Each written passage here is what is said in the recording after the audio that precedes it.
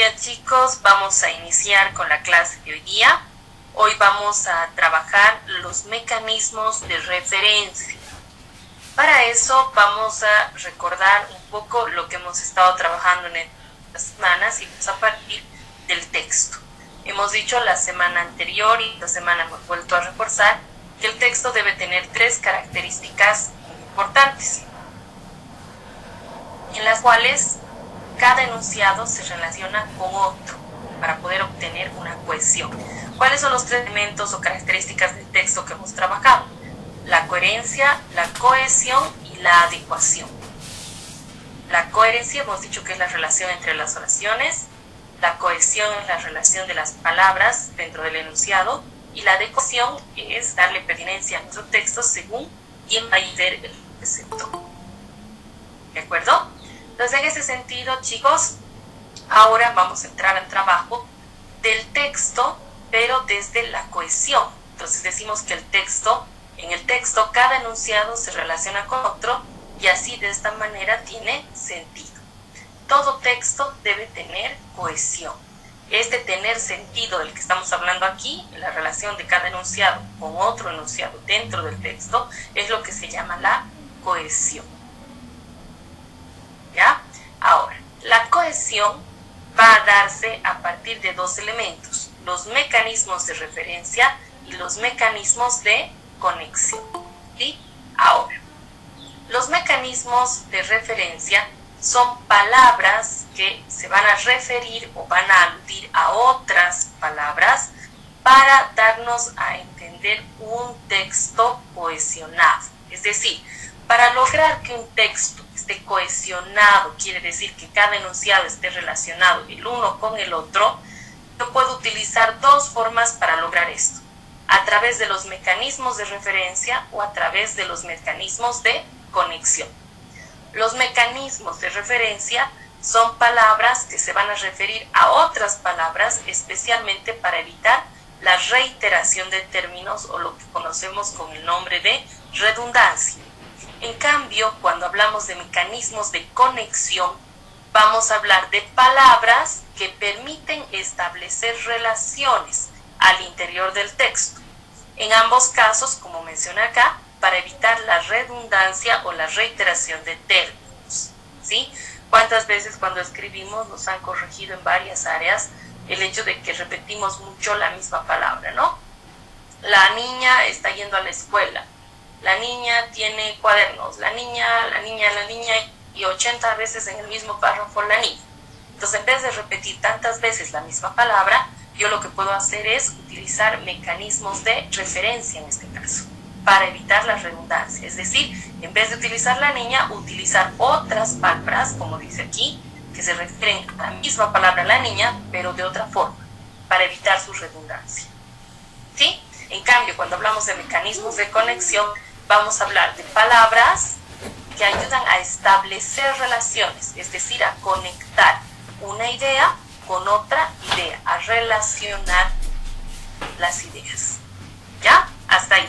Ahora, existen 4 mecanismos de referencia que vamos a estudiar hoy día: la anáfora, la catáfora, la elipsis y la sustitución léxica. O sea, los mecanismos de referencia son 4, estos 4 que están aquí. ¿Estamos de acuerdo? Entonces, los 4 son mecanismos de referencia para evitar la redundancia o la reiteración de términos cuando escribimos. ¿Sí? ¿En qué consiste cada uno de ellos? La anáfora. Vamos a hacer de cuenta que esto que está descrito aquí es un texto que pueden ser 1 o más oraciones y que cada lineecita de estas representa a una palabra. ¿Ya? Entonces voy a trabajar con los colores para que ustedes se vayan ubicando. ¿Qué vendría a ser la anáfora? La anáfora es una palabra que se refiere a otra palabra que se ha dicho antes. Es decir, aquí tengo yo un texto, vuelvo a reiterar. Esta palabra, cuando se refiere a otra que se ha dicho antes, es una anáfora. ¿Ya? Entonces, por ejemplo, yo digo, la niña corría por el parque. La niña estaba feliz. En vez de volver a decir la niña, aquí digo ella. ¿Pero quién es ella? La niña. Entonces esta palabra ella sería una anáfora. ¿Por qué? Porque es una palabra que está refiriéndose a otra que se ha dicho antes, pero no es la misma, para evitar su reiteración y mejorar así nuestra redacción. ¿De acuerdo? Veamos un ejemplo. Tengo yo esta oración. La niña está triste. Ella reprobó el examen. ¿Sí? Entonces, yo tengo ella, sería la anáfora que está sustituyendo, o a quién se está refiriendo, a ella. ¿Sí? Entonces yo digo, la niña está triste. Ella reprobó el examen. ¿Quién reprobó el examen? Ella. ¿Quién es ella? La niña. Entonces, ella es la anáfora de niña. Y se está utilizando esta palabra, que en este caso es un pronombre, para evitar la reiteración, para evitar el tener que volver a decir la niña. Eso es una anáfora. ¿Ve? Mecanismo de referencia. Esta palabra se refiere a otra que se ha dicho antes. Esa es una anáfora. En cambio, la catáfora es al revés. Es una palabra, aquí está la palabra, pero esta palabra no se refiere a una que se ha dicho antes, sino se va a referir a otras palabras que se dicen después. Es decir, que este triángulo celeste está representando una palabra que está refiriéndose a las tres palabras siguientes que se va a mencionar. Por ejemplo, yo podría decir, hoy tengo varias videoconferencias. 2 puntos. Lenguaje, matemáticas y tecnología. ¿Qué son estas 3? Videoconferencias o clases, ¿verdad? Entonces yo primero he dicho el término que engloba estos 3 y luego los he especificado. Por lo general la catáfora trabaja de esa manera. Una palabra, 2 puntos y recién vienen las otras 3 que le continúan. Veamos un ejemplo escrito. Dará material, colores, aquí están los 2 puntos. Colores, hojas, cuadernos, libros y marcadores. Entonces, los que están aquí son materiales escolares. Entonces, ¿cómo se da en este caso la catáfora? Yo tengo material escolar y material escolar de catáfora. Esta catáfora refiere a hoja, cuadernos, libros y marcadores. Eso es una catáfora. Una gráfica. La es palabra se refiere a lo que se ha hecho antes para evitar repetición. En cambio, la catáfora es una palabra que se refiere a otra, van a decir caso, ¿sí? Así hemos visto todos los tipos de mecanismos de referencia. Vamos a pasar al tercer caso. La elipsis. ¿Qué es la elipsis? La elipsis es una omisión de palabras. ¿Qué quiere decir omitir? Es que no se escribe. Es decir, en texto, en vez de sustituir por un pronombre para lo que se dice antes o para lo que se dice después, lo que yo hago es mutar. ¿Por qué? Porque la palabra es sobreentendida.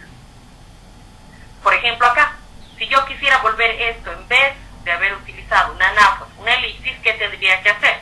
Diría, la niña es triste. Examen.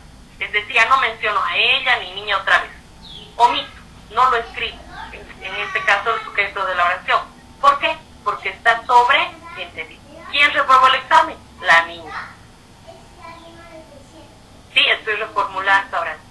Generalmente, para que nos vayamos ubicando y nos demos cuenta, la elipsis aparece delante de, es que he enseñado años anteriores los profes, lo que se llama el sujeto tácito, que es el sujeto que está sobreentendido, porque no se, y por eso no se lo escribe. Entonces, eso podría ser una elipsis. Vamos a leer un ejemplo, y en este ejemplo, ustedes me van a decir dónde habría elipsis, es decir, dónde hay un lugar en el que se ha omitido al sujeto para evitar la redundancia. Ya yo voy a leer recorrido el texto, y en cuanto el que piense que sabe dónde está, abre su micrófono y me responde. Las nubes son formas condensadas de humedad atmosférica, compuestas por pequeñas gotas de agua. Hasta ahí mi segunda oración. Son el principal fenómeno atmosférico y siempre dan un paso transitorio, aunque vital, en el ciclo del agua. Dice dónde está faltando un sujeto. Alejandro, ¿está bien? Alejandro. Está entre, profe.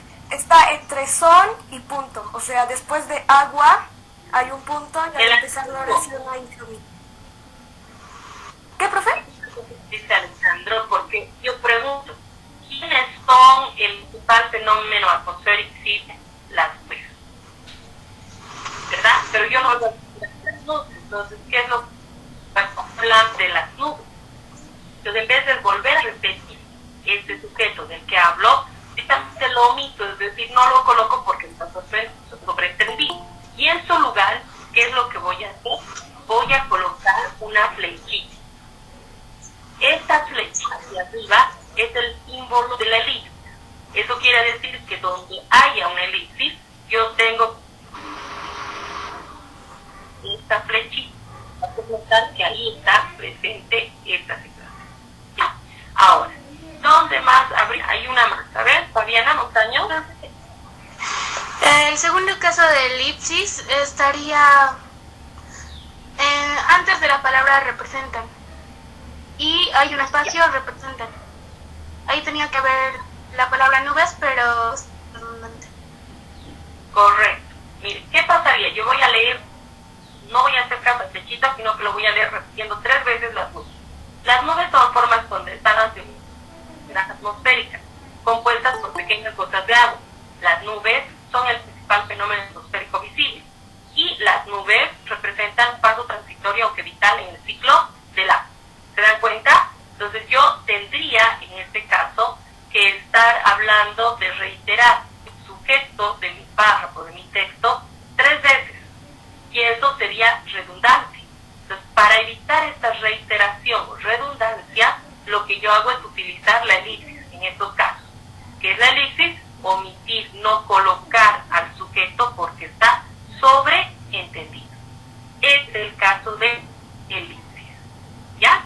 Entonces, esta flechita, esta que le estoy poniendo aquí al lado de elipsis, es el símbolo de elipsis. Cuando yo diga en alguna práctica, como vamos a ver ahora en los ejercicios que van a tener que resolver, yo digo, tienen que buscar elipsis, donde crean que han encontrado, tienen que poner la flechita. Una estrategia muy buena. Yo aquí, claro, les dejé unos espacios que ayudaban, pero yo podía no haberlos dejado, como va a pasar en sus textos, en la práctica que tienen que hacer. Entonces, ¿qué sucede? Ustedes piensen por el verbo. Si la oración, primero que termine en punto, ¿no es cierto? Si la oración empieza lento con el verbo, tienen que sospechar que delante de este falta algo y podría haber una elipsis. Ahora, en el segundo caso, por ejemplo, está después del punto y coma porque se ha cerrado una idea, pero todavía continúa la idea, ¿verdad? Y está después de un conector que es el i, pero delante de un verbo, representa, ¿sí? Las nubes representan. Y pongo la elipsis. ¿De acuerdo? Bien. El cuarto elemento es la sustitución léxica. En esta diapositiva, por cuestiones de espacio, solamente voy a hacer una definición y en la siguiente diapositiva vamos a estudiar la clasificación de la sustitución léxica. La sustitución léxica utiliza una palabra para reemplazar a otra palabra. ¿Qué quiere decir eso? Primero, sustituir, de hecho, quiere decir reemplazar. Cuando yo digo que sustituyo, es que pongo a una palabra en vez de la otra palabra. Esa es una sustitución. ¿Por qué decimos léxica? Léxica viene de léxico, que quiere decir vocablo o palabra.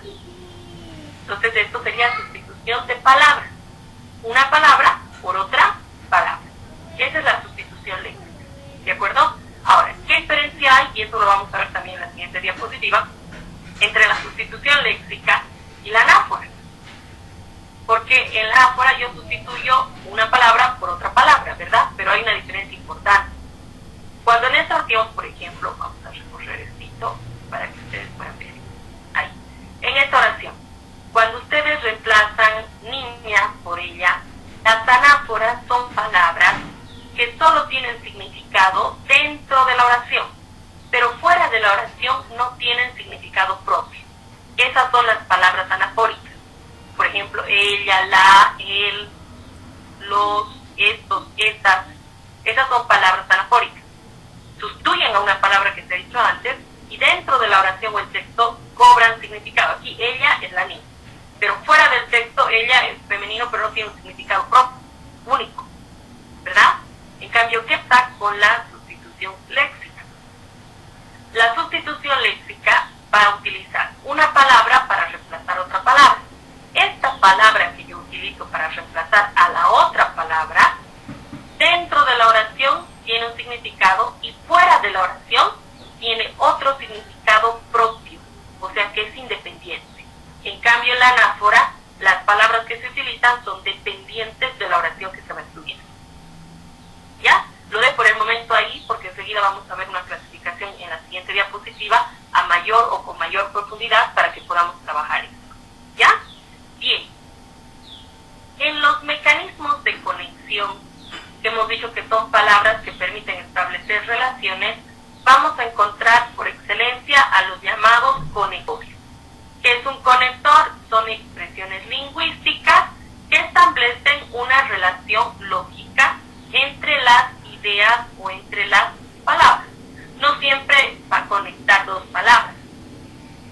Un conector puede conectar dos palabras, dos frases, dos oraciones, dos ideas, dos párrafos, ¿no es cierto? Porque tenemos distintos tipos de conectores, que también lo vamos a ver en una diapositiva posterior, ¿ya? Entonces, si se fijan acá en esta diapositiva, tenemos un pantallazo de lo que es nuestra actividad y de lo que ha sido la clasificación de los mecanismos, por un lado, de referencia y de los mecanismos de conexión.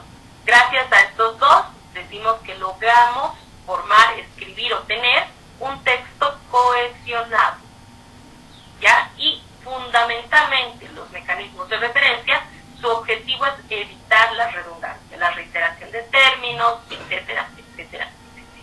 ¿Ya? Vamos a entrar, como les decía, como no teníamos el espacio en la diapositiva anterior, a la sustitución léxica. Vamos a graficar un poco lo que ya les mencionaba en la diapositiva anterior. Les doy un ejemplo. Tenemos el texto. La danza es una bella expresión artística. En esta actividad se plasman emotivas imágenes. Tengo un texto que está formado por dos oraciones. En este texto estoy hablando de la danza. En una segunda oración, que empieza en para evitar la reiteración de este nuevo término, lo que he hecho es sustituir la danza por otro término que es actividad. Danza es sinónimo de actividad, actividad es sinónimo de danza. Yo podría haber dicho, la danza es una bella expresión artística, en la danza se plasman emotivas imágenes, pero sería un texto reiterativo, repetitivo, redundante. Para evitar eso, utilizar el mecanismo de referencia, que es la sustitución léxica. Usar una palabra para reemplazarla a otra palabra. Y esta palabra reemplaza a esta otra palabra, pero tiene que tener un cuidado. El significado tiene que ser similar. No puedo cambiar el sentido de la palabra original. ¿Estamos de acuerdo? Ahora, esta palabra, a diferencia de lo que hemos visto hace rato, actividad, dentro del texto va a significar danza. Y fuera del texto, la palabra actividad tiene su propia definición. Ahora, hagamos la comparación.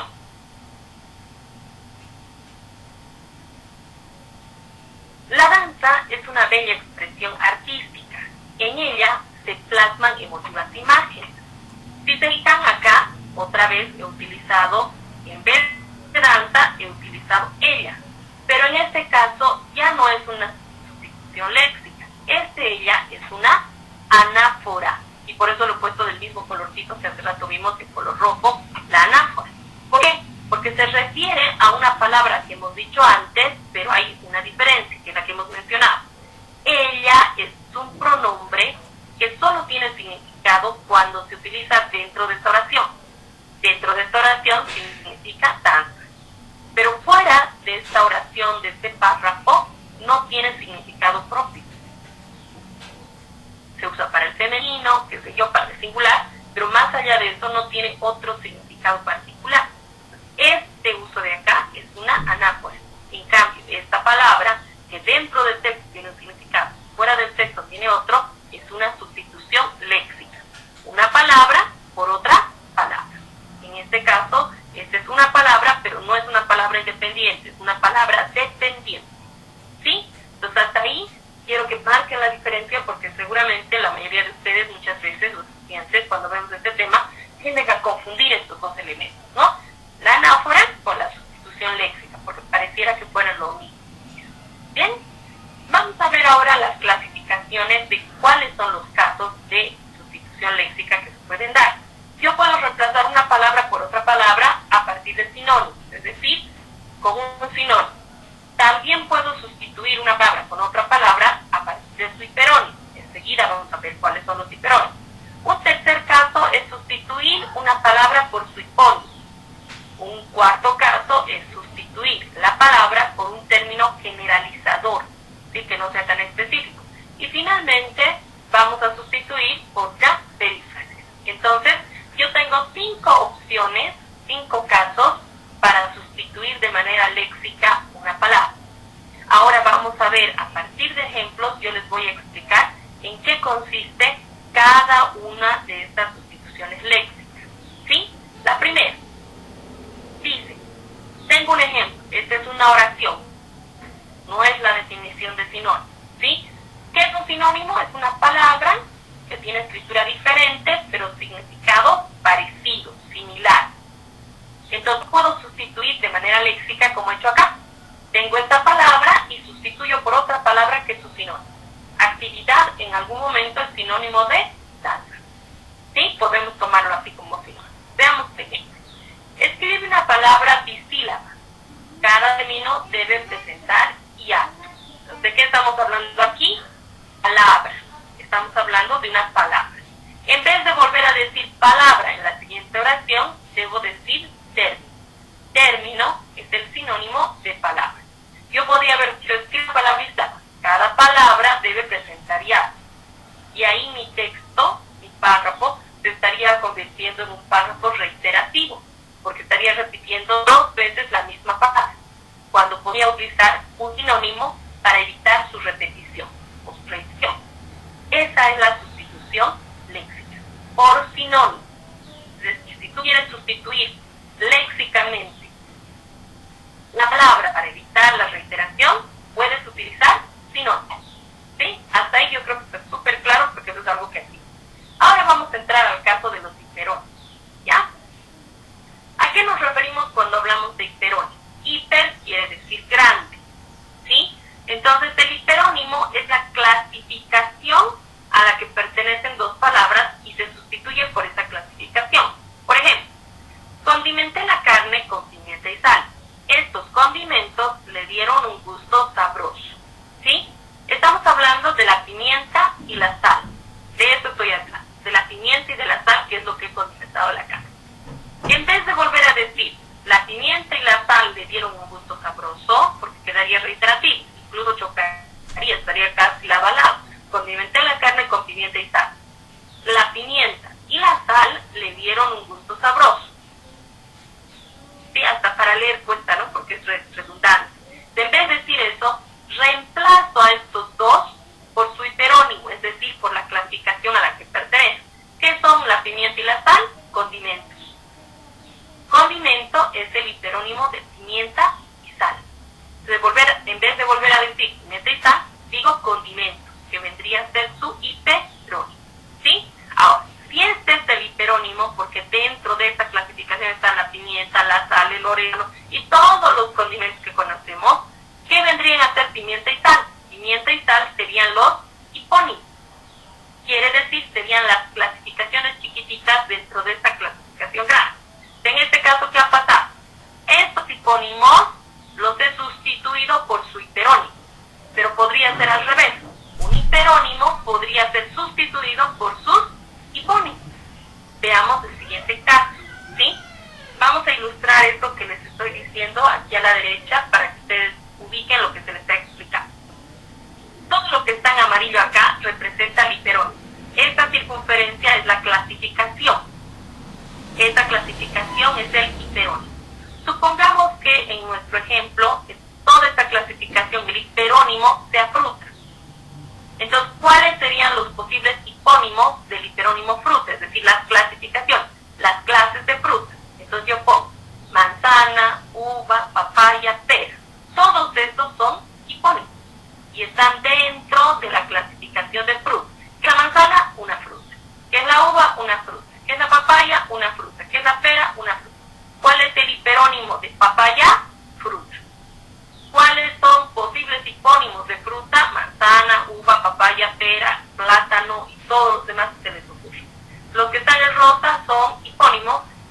en amarillo sería el hiperónimo, que es la fruta. En este caso, condimento sería el círculo grande, el hiperónimo. Pimienta, sal serían los círculos pequeñitos, que serían los hipónimos, y algunos otros condimentos que podemos añadir. Veamos el ejemplo de hipónimo. La oración dice: pensó en obsequiarle un mueble, vio que un escritorio era lo que le hacía falta. Entonces, tengo la palabra mueble. Mueble es un hiperónimo. Para sustituir a este hiperónimo, utilizo hipónimo. ¿Cuál va a ser su hipónimo? Escritorio. Porque el escritorio es una clase o un tipo de mueble.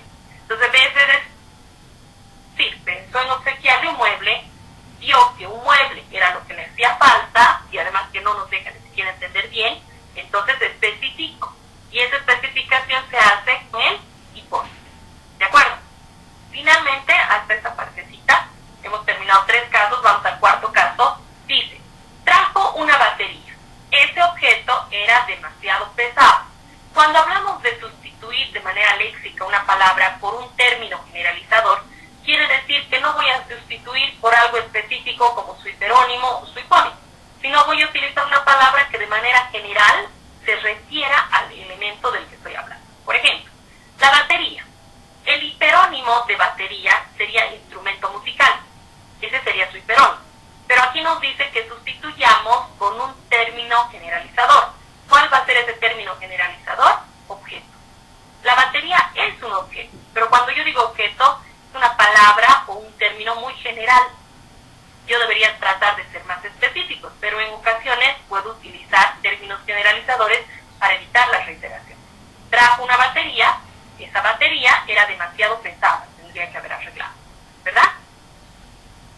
Pero resulta reiterativo. Entonces, en vez de eso, trajo una batería, ese objeto, ¿cuál es el objeto? La batería, objeto es la palabra o término generalizador, era demasiado pesado.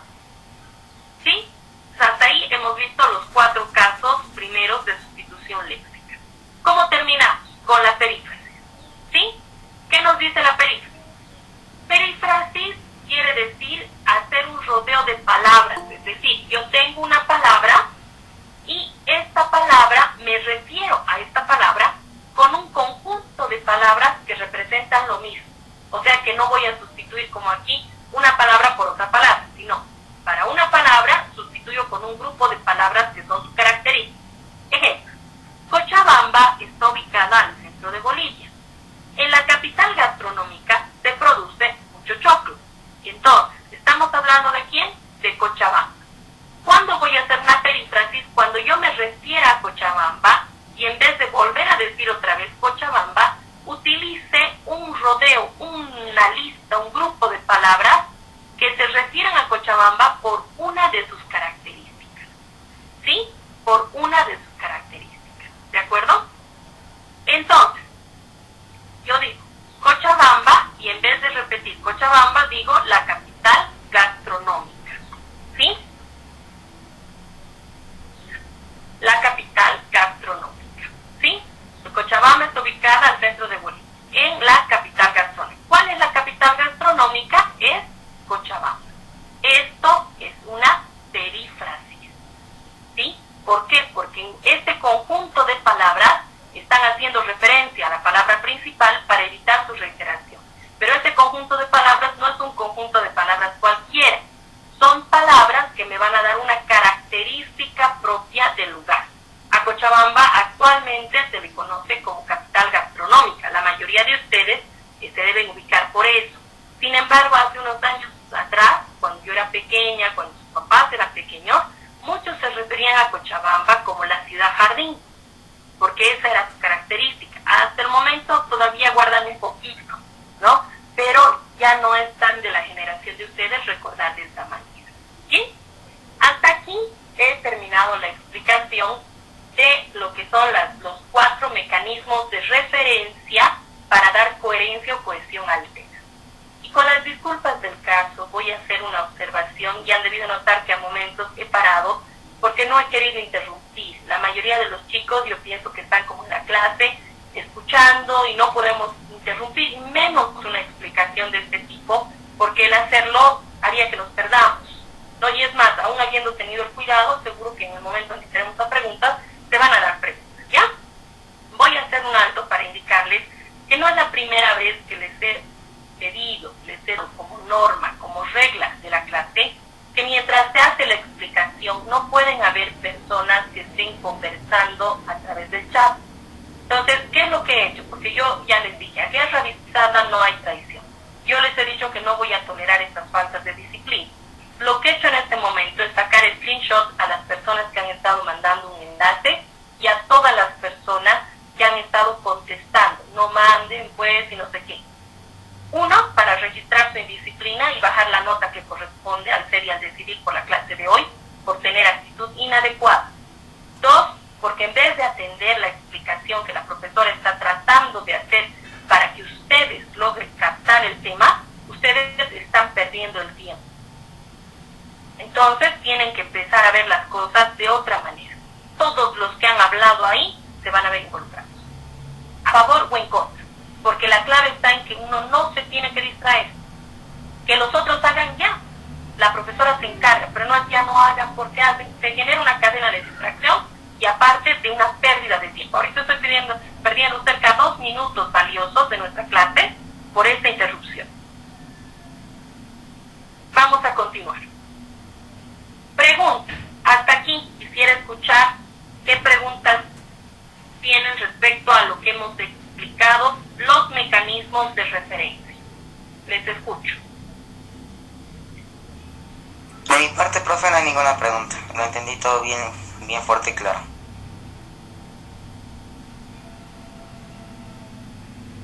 También de acuerdo. Bueno, tal vez se les ocurra más preguntas más adelante. Solamente tenemos una pequeña parte más para explicar, que es la que corresponde a los conectores. Dijimos en la primera diapositiva que los conectores pertenecen a los mecanismos de conexión, porque tenemos mecanismos de referencia y mecanismos de conexión. Entonces los conectores están dentro de la clasificación de los mecanismos de conexión. ¿Cuál es su función? Conectar. Por eso es que en esta tabla vamos a encontrar 3 columnas. La primera nos va a decir cuál es el tipo de relación que van a establecer los conectores y aquí vamos a poner cuáles son los conectores textuales específicamente que se ubican en cada tipo de relación. Y luego vamos a utilizar un ejemplito para que en el ejemplo ustedes ubiquen a qué nos estamos refiriendo. Hay más clases de conectores, chicos. Por el momento y para este curso vamos a ver 4. Estos 4 tipos de conectores, ¿sí?, que establecen 4 tipos de relaciones, nos sirven no solo para mejorar nuestra escritura, porque si yo empiezo a aplicar el uso de estos conectores en mi escritura, se van a dar cuenta que la escritura va a ser más fluida, sus ideas se van a comprender mejor, la redacción en general va a mejorar muchísimo, pero también puedo utilizarlo para mi lectura, porque cuando yo identifico estos tipos de conectores, puedo comprender de mejor manera el texto en el cual se están utilizando, porque su uso me da un tipo de relación que va implícito con una situación que debe ser entendida de cierta forma. ¿Ya? Vamos a empezar. Los tipos de relación. Primero tenemos la relación de situación. ¿Qué es una relación de situación? Indica la ubicación en el espacio, quiere decir la ubicación espacial. Esto va a utilizar estos conectores que están acá. Por ejemplo, adentro, afuera, a la derecha, a la izquierda, etcétera, etcétera, y hay puntitos suspensivos, porque quiere decir que hay muchos más. Todas estas palabras, que se llaman conectores textuales, son conectores textuales de situación. ¿Por qué? Porque nos indican la ubicación en el espacio, ¿no? Se van a utilizar mucho para la descripción, por ejemplo. Sí, nos van a servir mucho para describir. Pues, por ejemplo, cuando me dicen presente, hemos entrado al laboratorio, biología. Dice presente un informe de la observación que has realizado. Entonces yo podría utilizar para este informe, que es bastante descriptivo, los conectores textuales de situación. Hay que precisar. Ejemplo. La encontré asustada en medio de un grupo de artistas ambulantes. ¿Dónde encontró a alguien? En medio de. Sí, que no es lo mismo al lado, al frente, no es en medio de. O sea, realmente se perdió porque quedó en medio de tanta gente que se veía. Segundo tipo de relación en los conectores, relación de equivalencia. ¿Qué quiere decir un conector de equivalencia? Que enuncia, menciona la misma idea ello de otra forma. Es decir, utilizo un término, pero luego digo eso mismo de otra forma para que sea más fácil de comprender para quien lee o para el que está escribiendo también. Ejemplo de conectores textuales de equivalente. Dicho de otro modo, en otras palabras, en otros términos, es decir, etcétera, etcétera. Ejemplo, el cobre es un metal dúctil. Esto es, se puede transformar en alambres o hilos. ¿Se dan cuenta? Para explicar aquí que es dúctil, digo en vez de dúctil, digo en otras palabras, aclaro a qué me refería cuando dije eso. Y para eso utilizo un conector de equivalencia. Esto es, podría haber dicho es decir, ¿no es cierto? De causa, conectores de causa. Los conectores de causa señalan la razón o el motivo para que haya sucedido una determinada acción. Por ejemplo, dado que, debido a qué, en vista de qué, por qué, pues, etcétera, etcétera. Ejemplo en oración. Ana se tropezó debido a que se había puesto unos zapatos muy grandes. ¿Cuál es la causa de que Ana se tropezara?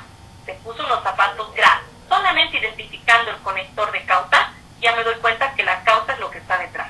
¿Cuántas veces en sociales, especialmente, los profes nos dicen causas y consecuencias de la guerra, de la batalla, y nosotros leemos varias veces y no entendemos y no entendemos y no entendemos? Qué fácil hubiera sido buscar, si estoy buscando causa, ¿cuál es el conector de causa? Aquí está, entonces esta es la causa, ¿no? O buscar el conector de consecuencia, esta es la consecuencia, ¿no? No es lo mismo causa que consecuencia. ¿Cuándo un conector es de consecuencia? Cuando señala el efecto o el resultado. La causa es la razón o el motivo y la consecuencia es el resultado, ¿sí? Palabras conectoras de consecuencia, así que, con que, de manera que, en conclusión, etc. Ejemplo, Luis es bastante risueño, por eso le simpatiza a sus compañeros de curso, ¿sí? ¿Cuál es la consecuencia de que Luis sea risueño? Que le simpatiza a sus compañeros. ¿Estamos de acuerdo? Bien.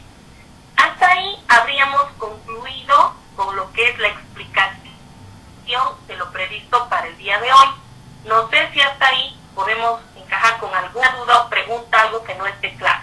Si no tienen preguntas, simplemente no hay necesidad de que respondan nada. Solamente abrimos micrófonos si hubiera alguna duda, por favor. ¿Ya? ¿Cuál sería la tarea, profesor? Dudas de lo que he explicado, Cristóbal.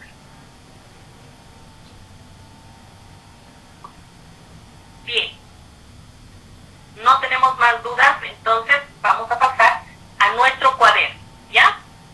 En el cuaderno, antes de que pase a las fotocopias que tengo en pantalla, hemos dicho al iniciar la clase que estamos en la hojita que dice arriba a la derecha, página 45, mecanismos de referencia, anáfora y catáfora, ¿ya? Entonces, ¿qué es lo que vamos a hacer en esta hojita? Tenemos que resaltar, ¿ya? De la 45 a la 46 que está en el reverso, vamos a resaltar. ¿Estamos de acuerdo? Vamos a hacer resaltado, a ver. Ya. Aquí están sus actividades resumidas. De la 45 a la 46 resaltamos la página, las dos páginas, ¿sí? Luego de la 46 ubicamos la página 47, que es la que está inmediatamente después, dice aplicación de saberes y conocimientos. Resolvemos todos los ejercicios de esta página 47. Hasta ahí me gustaría que me digan si me están siguiendo. ¿Han encontrado? ¿Saben dónde está? Sí, Sí, profe. Correcto, sí, gracias. profe. Sí, profe. Después de la página 47, en el reverso de esta página, ustedes saben que saco de varios libros. No está correlativo la 48. Detrás de la 47 está la 57, que otra vez nos habla de la anáfora, la catáfora y la elipsis, pero de otro libro. Entonces ahí hay teoría. Ahí tienen que resaltar los elementos importantes de la teoría. Solo de esa hojita. Y la página siguiente, que sería la 58, que abajo a la izquierda tiene un circulito, la numeración, dice saberes y conocimientos. Ahí tienen que resolver los ejercicios de esa página número 58, que es lo que les estoy pidiendo aquí en la lista. Detrás de la página 58 viene la página 66, que titula la anáfora y la catáfora. Hay una imagen, hay toda una teoría. Eso tenemos tenemos que resaltar. Y luego de eso, ahí ya vamos a retroceder. Viene esta página, la que están viendo en la pantalla, la 67, ¿sí? Que es anáfora y catáfora. Hay que resolver la 67, la 68 y la 69. Ya, hasta ahí hay que resolver las tres. Ahora, antes de pasar, les voy a explicar un poquito cómo hay que hacer, porque pocas veces hemos hecho esos tipos de ejercicios y puede que les den algunas dificultades. ¿Estamos de acuerdo? Pues, por ejemplo. Profesora, ¿Sí? en chat le mandaron una pregunta, profe. En chat quiere que... Por favor, estoy trabajando y yo voy a resolver las actividades de acuerdo a ritmo. Si tú no tienes ninguna pregunta, te agradezco. Evítenme la interrupción porque hoy han interrumpido demasiado. Entonces, les decía, tenemos la página 67. En esta práctica de anáfora y catáfora, que va a ser lo más fuerte que van a tener para la próxima semana, porque las otras cositas son cosas que ya saben cómo hay que hacer y no les toma mucho tiempo, vamos a trabajar la anáfora y la catáfora con ejercicios que van por niveles, nivel 1, nivel 2 y nivel 3. Es necesario que resuelvan los ejercicios en el orden de los niveles. Quiere decir que termino el ejercicio 1, luego el 2, luego el 3, luego el 4, luego el 5, así, que no me salte. ¿Por qué? Porque este nivel 1, con estos ejercicios, me sirve de preparación para el siguiente nivel, que es el 2. Y el 2, a su vez, para el nivel 3. Esa es la secuencia que debe ser. Ahora, en el nivel 1, ustedes tienen aquí una pista. También funcionan como términos anafóricos las palabras él, ella, ello, este, estos, aquellas, aquí, allá, etcétera, etcétera. Primer ejercicio. Ya les está dando con esto pausa, ¿verdad? Une, dice con flechas, las palabras anafóricas con los términos a los que refiere. Solo voy a ayudarles a hacer este primer ejercicio para que se ubiquen. Ustedes ya podrían ir marcando con lápiz en su texto. Dice, las extensiones de agua actúan como un imán para los pájaros. Primera oración. Unos acuden a beber. Aquí hay una primera anáfora. Unos. Esto tendrían que marcar con resaltador. Lo marcan con su resaltador. Y aquí la orden dice, une con flechas la palabra anafórica con el término al que refiere. ¿A quién se refiere unos, chicos? ¿A los pájaros? ¿Estamos de acuerdo? ¿Sí? ¿Me están siguiendo, Fabiana? Fabiana. Sí, profe. ¿Estamos de acuerdo? ¿A quién se refiere unos? A los pájaros. Entonces yo he marcado con resaltador 1 y de aquí con mi lapicero o mi lápiz levanto una linecita y con una linecita y una flecha marco hasta pájaro. Tiene que haber la flechita. Entonces, ¿eso qué me dice a mí? Que 1 es la anáfora que se refiere a pájaros. Ya, eso es una parte del ejercicio. Sigo leyendo. Otros a pescar. ¿Quiénes son otros? Chicos, ¿quién me responde? ¿A quiénes se refiere otros? ¿Quiénes son otros que se dedican a pescar? A los pescadores, igualmente a los pájaros. Igual a los pájaros. Muy bien, Alejandro. Igual Fabián. Entonces, este otro, ¿qué es lo que voy a hacer? De otro, marco con resaltador y con una flechita llevo hasta pájaros. Y hay dos palabras que se refieren a pájaros. Y así voy a ir siguiendo, encontrando de la misma manera en todo el texto. ¿Sí? ¿Se ha entendido cómo hay que resolver este primer ejercicio? Sí, profe. Sí, profe. Chicos, sí, profe. De acuerdo. Gracias, Sofía, Carolina, Valentina. Muy bien. Ahora, el ejercicio 2. Lee el siguiente texto. Aquí tienen un texto sobre los seres vivos, ¿cierto? Y luego escribe a qué refiere cada expresión subrayada. ¿Sí? Si no ven muy bien, yo les voy a hacer nota, pero ustedes tienen estos fotocopias. Dice, en la actualidad los seres vivos que habitan en muchas lagunas y ríos están seriamente amenazados. La contaminación, la urbanización de terrenos y la utilización del agua con fines recreativos o deportivos contribuye a ello. ¿A qué contribuye todo esto de la urbanización de terrenos y a todo lo demás? ¿A qué contribuye, chicos? ¿A qué se refiere ello? Profe, a que muchas lagunas y ríos están seriamente amenazados. Ya, Entonces, aquí donde dice ello, fíjense, aquí lo ha subrayado y aquí se los ha puesto. Tendrán que poner, se refiere a las amenazas de esto y de aquello y no sé qué. No tiene que ser copiado tal cual como está en el texto. Ahorita, por ejemplo, no he visto quién me respondió. Me ha dado una respuesta, pero ha ido deduciendo de lo que ha leído. Eso lo coloca y lo escribe aquí. Luego tenemos el los, entonces ubicamos dónde está el los y aquí pongo a qué se refiere, el esto y lo cual. Y listo. Damos por terminado este ejercicio. ¿De acuerdo? El ejercicio número 3, este ya es más fácil, siempre estos son más complejos. Si se escribe el número que corresponde al término anacótico, completa el texto. Entonces el número 1 es el cual, el 2 es ellas, el 3 es otro y el 4 es... A este texto le faltan 4 palabras, 4 conexiones, para evitar la reiteración, ¿no es cierto? Entonces yo voy a escribir aquí las palabras, tengo que escribir el número. Si aquí faltara el 1, entonces aquí pongo el 1, tal vez aquí el 3, el 2, el 4. Cada palabra solo puedo utilizar una vez. Y cuando yo lea, con esas sustituciones, yo tengo que leer un texto completo, ordenado y que no sea repetitivo. ¿Sí? De la misma forma van a ir viendo ustedes los otros ejercicios. Ese sería el nivel 1. Nivel 2. Van a estar en la página 68. Igual, subraya la expresión anafórica que corresponde utilizar en cada oración. Aquí tienen 2 opciones, ¿no ves? Está la oración y tienen 2 opciones, el lo o el la. Entonces dice subraya. En vez de subrayar, yo les sugiero siempre marcar con resaltador, porque eso se va a notar mejor y no va a haber dónde perder. ¿Ya?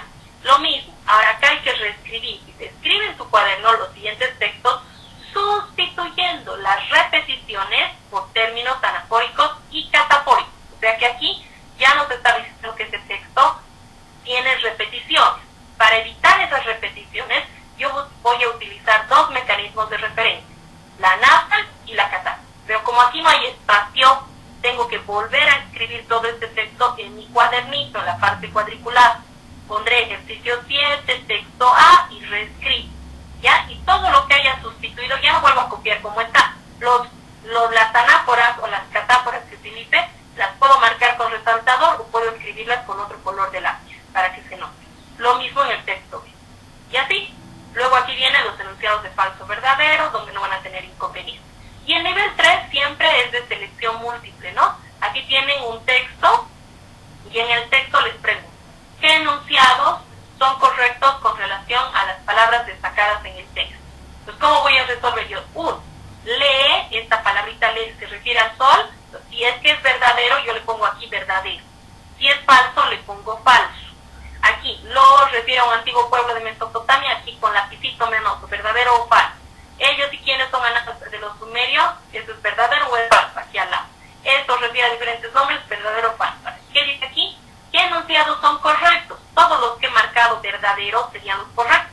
Entonces buscaré qué opción está englobando a estos enunciados correctos y voy a encerrar solo la opción, inciso A, inciso B, inciso C, inciso D o inciso E. No voy a marcar estos números de aquí. Estas opciones, los incisos son los que tengo que marcar. Lo propio en los siguientes ejercicios. ¿Ya? Luego de esto, que no está aquí, viene lo que es la página 70.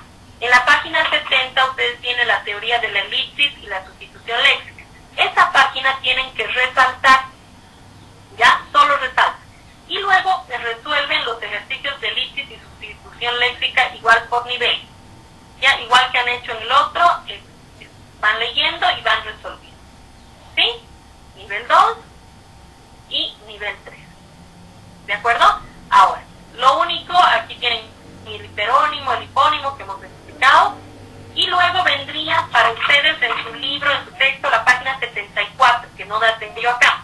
La 74 tienen que resaltar, es la teoría de los conectores, que es lo que hemos trabajado, resaltan.